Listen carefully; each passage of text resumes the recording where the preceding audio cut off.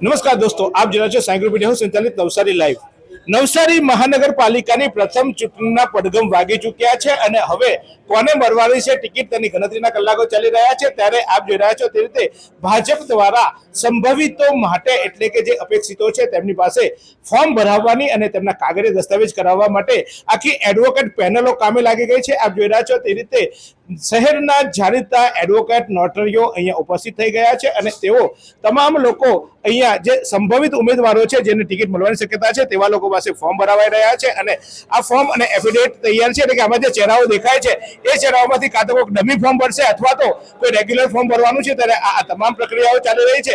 ત્યારે વાત કરીએ કે જે સંભવિત ઉમેદવારો છે તેમાં કોણ કોણ હોઈ શકે, કોના હશે નામ, તે નામની ચર્ચા કરીએ તો અમે જે એક આગાહી કરી હતી કે અશોક ધોરાજીયા નવસારી મહાનગરપાલિકાના પ્રથમ મેયર બની શકે એવી શક્યતા છે અને અશોક ધોરાજીયાને ટિકિટ ફાળવી દેવાઈ હોવાનું સૂત્રોએ જણાવ્યું છે। હજુ ઓફિશિયલી ડિક્લેરેશન બાકી છે, પરંતુ અશોક ધોરાજીયાને આ જે ટિકિટ છે એ ફાળવી દેવામાં આવી હોવાની ચર્ચા ચાલી રહી છે। એટલે એક આગાહી અમારી કદાચ સાચી બની રહી છે અને નવસારી લાઈવે અત્યારે જે અપેક્ષિતોના નામ લખાય છે તેમાં વોર્ડ નંબર 1 માં જસુબેન રાઠોડ, વોર્ડ નંબર આશીષભાઈ રાખોલિયા, કેયુરીબેન દેસાઈને ટિકિટ ફાળવવામાં આવી છે। વોર્ડ નંબર 2 માં અશોકભાઈ ધોરાજીયા, જયાબેન નવીનભાઈ રાઠોડ, રંજનબેન સહિતના નામો ચર્ચાઈ રહ્યા છે। કદાચ એમને ટિકિટ આપવાની શક્યતા સેવાઈ રહી છે। તો દિવ્યાકાંત પનારા વોર્ડ નંબર 3 માટે હર્ષિતાબેન હર્ષદ ભાવસાર, રેખાબેન રાકેશભાઈ ગોદીસ ને પણ ટિકિટ ફાળવી એવી શક્યતા જોવાઈ રહી છે। તો સાથે સાથે વોર્ડ નંબર 4 માં આસિફ બરોડાવાલા, નિલેશ ગામિત એટલે કે ફકીરા, મનીષાબેન પ્રકાશભાઈ અને કલ્પના નરેશભાઈ કહારની નામની ચર્ચા ચાલી રહી છે। વોર્ડ નંબર 5 માં મુકેશભાઈ અગ્રવાલ, મીનાક્ષીબેન દેસાઈ, સાથે સાથે નાનુભાઈ આહિરની પણ નામની ચર્ચા ચાલી રહી છે અને એમને કદાચ સંભવિત ઉમેદવાર હોઈ શકે। વોર્ડ નંબર 6 માં બિપિનભાઈ ડિમ્મર, ઉર્વીબેન મનન શાહ, દરબાર રેટાબેન પટેલ અને વીરેન રાઠોડ ની પણ શક્યતા ચાલી રહી છે। વીરેન કહારની શક્યતા ચાલી રહી છે, માફ કરજો કહાર। સાથે સાથે વોર્ડ નંબર 7 માં નીલીબેન દેસાઈ, રોશની મિસ્ત્રી, રાકેશ પટેલ, રૂપેશ શાહ। વોર્ડ નંબર 8 ની વાત કરીએ તો વોર્ડ નંબર 8 માં ઉર્વેશ રબારી, જ્યોત્સનાબેન પ્રજાપતિ, મહેશ પુરોહિત અને નીતુબેન શાહની નામની ચર્ચા ચાલી રહી છે।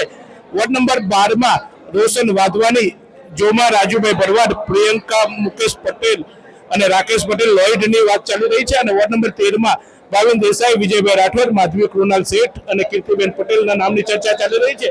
ત્યારે જુદા જુદા જે નામો ચાલી રહ્યા છે એ નામોની આ શક્યતા છે, આ શક્યતાના સંભવિત નામો છે અને અત્યારે આપ જોઈ રહ્યા છો તે રીતે અલગ અલગ લોકો અહીંયા આ ફોર્મ ભરી રહ્યા છે અને આ ફોર્મ ભરવાની જે પ્રક્રિયા ચાલી રહી છે ત્યારે ચોક્કસ આપ જોઈ રહ્યા છો તે અહીંયા જે લોકો કતારમાં છે અથવા તો જેને સંભવિત નામોની ચર્ચા ચાલી રહી છે એમને પક્ષ દ્વારા કહેવામાં આવ્યું છે કે તમારા ડોક્યુમેન્ટ તૈયાર કરો અને ડોક્યુમેન્ટ તૈયાર કરીને એમની પાસે ફોર્મ ભરાવવામાં છે। અગ્રણી પત્રકાર નિલેશ ગામિત પણ અહીંયા વાતચીત પર નજર રાખી રહ્યા છે। ત્યારે નિલેશભાઈ, શું ભાજપની ટિકિટ લેવી એટલે એવું માને કે ટિકિટ મળી ગઈ એટલે જીતી જવાના? કોણ કોણના નામો ચર્ચામાં છે અને કોને લગભગ તમને તમારું, કારણ કે તમારું રાજકીય વિશ્લેષણ બહુ પરફેક્ટ હોય છે, કોને ટિકિટ મળશે અથવા તો મળી ગઈ હશે?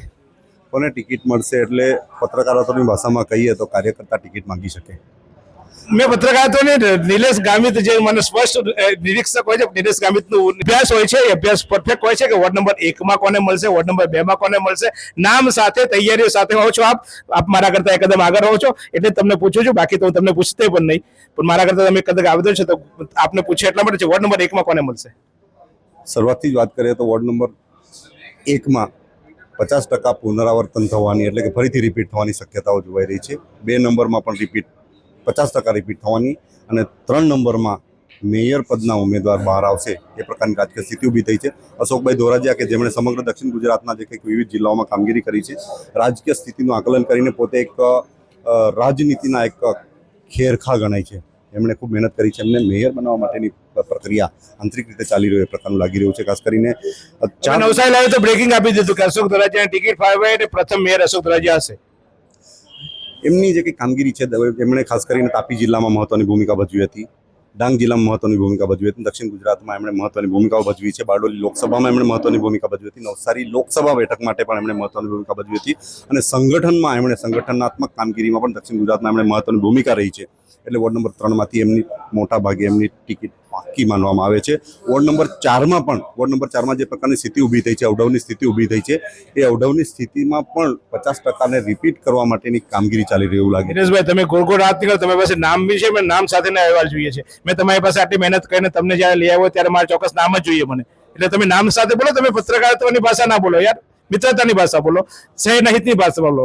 ક્યાંક પ્રિડિક્શન ભારતીય જનતા પાર્ટી કાયમ સરપ્રાઈઝ આપતી આવી છે, એટલે નામો બાબતે ખોટું સંભવિત બોલીએ ને આપણે અવકાશ રાખીએ ને, સંભવિત બોલી દેવાનું, જોવું પડશે. પરંતુ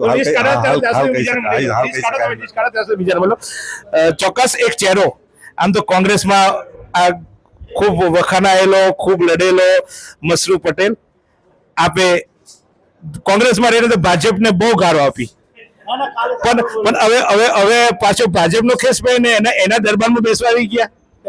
ભાજપના જ કાલે આપણે તમે ટીવી ઉપર જોયું છે ને, કાલે થયું, અત્યાર સુધી તો કોંગ્રેસ 3 વર્ષથી જોડાણા એટલે વાત પટી ગઈ. હવે બીજું શું, ભાજપ હારી થઈ ગઈ, પેલા ખરાબ હતી, 3 વર્ષ થઈ ગયા. પેલા ખરાબ હતી ને હારી થઈ ગઈ. ખરાબ હારું ક્યારેય બોલ્યા નથી. ભાઈ તમારા જૂના રેકોર્ડ છે કે તમે કોંગ્રેસમાં હતા ત્યારે ભાજપને બહુ ભાંડ્યા છે. આ દિવસ સુધી હું જોડાયેલો, જે આપણે ઉભા રહ્યા જીત્યા બરાબર છે, બાકી હું જોડાયેલો મારા વિચારધારા પહેલેથી ભાજપની જ હતી. કોંગ્રેસમાં ખાઈ દેખાવ કરતા હતા, ટિકિટ લેવા જતા અને મત સત્તા લેવા જતા.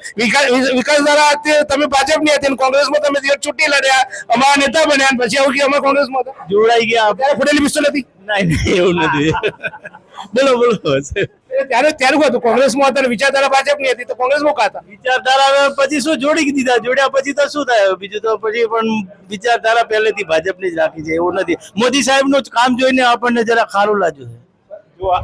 આજ ચહેરો આ રાજકારણ છે, એટલે હું ચહેરો ફરી બતાવું છું. આ મસરૂભાઈ કોંગ્રેસમાં હતા, કોંગ્રેસના નગર સેવક બન્યા હતા, અને મેં વારંવાર જ્યારે મને જરૂર પડતી હતી સત્તા વિરુદ્ધ બોલવાની, ત્યારે એમને બોલાવતો હતો ને બોલતા હતા, અને બિંદાસ બોલતા હતા કે ભાજપ આવું છે ને ભાજપ તેવું છે ને આ ને તે, અને હવે ભાજપ સારું લાગવા માંડ્યું. આજ છે આ રાજકારણનો, અને આજ છે રાજકારણની અટપટી વાતો. અહીંયા કતારમાં અનેક લોકો છે. જયદીપભાઈ, આપ તો કદાચ આપનું પત્તું કપાયું છે ને આપના ઘરમાં પરિવારમાં આવ્યું છે, ભાજપે પરિવારમાં ચાલુ તો થઈ ગયું ને? હું પરિવારનો જ એક ભાગ છું. છેલ્લા 2 વર્ષથી બેન જ ઇલેક્શન લડતા છે, એટલે પત્તું કપાવવાની વાત નથી. મેં તો માગી જ નહીં હતી કે મારું પત્તું કપાય, મેં તો ઉમેદવારી જ નથી કરી.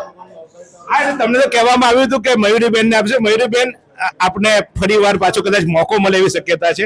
પહેલા 5 વર્ષમાં તો કઈ ઉકાળ્યું નહીં. મેં જયારે પ્રશ્ન પૂછતો ત્યારે તમે ચૂપ થઈ જતા હતા. હવે શું કરશો પાછા? હવે તો મહાનગરપાલિકા, તમારા જલાલપુર કાયમ અન્યાય, અને હવે તો ધારાસભ્ય તમારા મજબૂત નથી. પાર્ટીએ મોકો આપે તો જરૂર ચોક્કસ અમે સ્વીકારીશું અને કામ કરીશું. બેન, પહેલા તમે કામ કરવા ગયા હતા, પછી કામ કઈ નથી. હજુ પાણી તમારા ખરાબ જ આવે છે, હજુ ગટર ઉભરાય જ છે, હજુ રસ્તા તૂટેલા છે. બની ગઈ છે, સમયસર પાણી આવે છે બધા એરિયા. બિરબલવાળી ટાંકી આ વખતે હું કરશો? ચાલો, હવે તો પગાર બી, હવે તો તમને ભથ્થું મળવાનું છે. પહેલા તો ભથ્થું નતું મળતું, સેવા કરવા આવ્યા, હવે તો મેવાય મળવાના છે. પ્રજાના જે પણ કામો હશે તે અમે કરીશું ચોક્કસ. પછી બોલશો ને પછી નહીં જતા. ચોક્કસ પ્રજાના જે બી કામો હશે તે અમે કરીશું. પ્રજાના જે કામો હશે તે કરીશું ને બોલીશું. ભાઈ ઉભા તમે એમ ભાગો ને કે તમને ટિકિટ મળવાની છે, વાતો છે, મળી ગઈ કે બાકી છે? નહીં, મારી ટિકિટ નથી, પણ મારા સમાજમાંથી 2 બહેનોને ભરાવેલું હતું. એ બહેનો સંભવિત ઉમેદવારોમાં હમણાં હાલમાં ચાલી રહેલા છે. પાછું તમારું રુસ્તમવાડી ને વીરાવળનો અડધો વિસ્તાર તમારામાં આવ્યો ને હજુ બધું ત્યાં સમસ્યાઓ યથાવત. જૂના તમારા નગર સેવકોને કઈ થાય કે તમે ફરિયાદ કરતા થતું નતું, હવે તમે સંભવિત ભરાવો છો, એ લોકોને ટિકિટ મળશે તો શું થશે? અમે પૂરેપૂરા ન્યાય આપવાનો પ્રયત્ન કરશું. જૂના નગર સેવકો બી એમનાથી જે થતું હતું તે પ્રમાણે એમણે પૂરેપૂરા પ્રયત્ન કર્યા, અને અમારા નવા નગર સેવકો આવે તો એમની સાથે રહીને પૂરેપૂરી એમને સહકાર આપીને અમે પૂરેપૂરો ન્યાય આપવાનો પ્રજાને પ્રયત્ન કરીશું. કયા સંભવિત નામો છે તમારા વોર્ડના? સંભવિતમાં ભાઈ રઈસભાઈ મુલ્લા છે, સામાન્ય સીટ પર આસિફભાઈ બરોડાવાલા છે, અશ્વિનભાઈ કહાર છે, અને બક્ષીપંચ લેડીઝમાં અમારા કલ્પનાબેન કહાર છે, હિનાબેન કહાર છે, નીતાબેન છે, વીરાવળમાંથી મનીષાબેન પટેલ છે, અને અમારા બીજા એક અમારા રાણામાંથી ઉમેદવાર છે, અને અમારા એસટી સીટ પર ભાઈ ફકીરભાઈ છે, ભાઈ શ્રી દીપેશભાઈ પટેલ છે. એમ સંભવિત ઘણા ઉમેદવારો છે. બધા સારા ઉમેદવારોએ ઉમેદવારી કરી છે. પાર્ટી જેને બી મેન્ડેટ આપે એને અમે આખો વોર્ડ નંબર 4 સંપૂર્ણ એકબીજાના સહકારથી અને એકબીજાને ટીમ વર્ક કરીને પાર્ટીમાં ઉમેદવારોને બહુમતીથી જીતાવી લાવીશું. ચોક્કસ તો અહીંયા એક ચહેરો હું તમને ચોક્કસ બતાવવા જઈશ. આ રાખોલિયા, તમે અને જગદીશ, તમારે બે વચ્ચે સ્પર્ધા છે. કોણ તમે કોને આપશો? હારે જ છીએ એટલે બેમાંથી એકને આવવાનું છે ને? અમે બે સાથે છીએ, જે આપે તે એટલે નહીં, અમે બે તમારે બેની સ્પર્ધા છે. કોણ તું? અમે બે એક જ છીએ, અમે બે એક જ છીએ. કોઈ સ્પર્ધા નથી. અમારે કોને પકડવાનો? અમારે કોને કામની સાથે કોને પકડવાના? રાખોલિયા છે, ચોક્કસ એનું નામ લગભગ નિશ્ચિત બનાવી રહ્યું છે. અને સાથે સાથે જગદીશભાઈ જે છે એ ફિલ્ડિંગમાં છે. જગદીશભાઈ એમ છે કે મારું આવે કે રાખોલિયા આવે, અમે બે એક છે. રાજકારણની આજ તો મજા છે કે બંને ભલે સ્પર્ધકો હોય પણ જ્યારે સાથે બેઠા હોય ત્યારે સરખા હોય. અને અનેક લોકો આ રીતે જ આ રાજકારણમાં છે. ત્યારે જોતા રહો આ જ રીતે. નામો પણ મેં થોડીક ક્ષણોમાં આપી દઈશું, પરંતુ નામોની તૈયારી કરીએ એ પહેલા આટલું તમે જોતા થાઓ. તો આ રહીશું નવસારીમાં. શું તમે શરીરના સાંધાના દુખાવાથી પીડાઈ રહ્યા છો કે પછી તમે કોઈ સ્પોર્ટ્સ ઇન્જરીથી પીડાઈ રહ્યા છો? લકવાની બીમારી બાદની પીડા સહન કરી રહ્યા છો? શું તમને સ્પાઇનલ પ્રોબ્લેમ છે? તો આ તમામ દુખાવાને હવે બાય બાય કરી દો, કારણ કે માસ્ટર ડિગ્રી ધરાવતા ખૂબ જ અનુભવી ફિઝિયોથેરાપિસ્ટ ડૉક્ટર અમિત પટેલ પાસે તમે આ તમામ સમસ્યાઓનું સચોટ નિદાન કરાવી ફરીથી નોર્મલ જિંદગી જીવી શકો છો. તો સરનામું નોંધી લો. Comprehensive care centre, DD street, library પાસે, અનુરાગ સારીઝની લાઇનમાં, નવસારી.